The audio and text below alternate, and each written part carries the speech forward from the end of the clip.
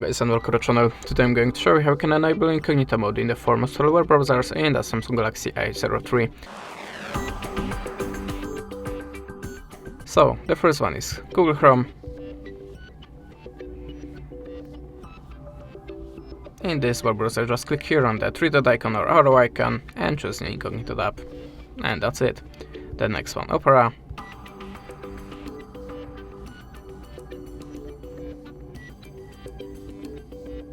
Click on the taskbar icon, switch to the private and click on the plus. In Adobe Edge, like before, click on the taskbar icon, switch to in private and add a tab. And the last one, Firefox. In this welcoming screen, just click here on this arrow mask.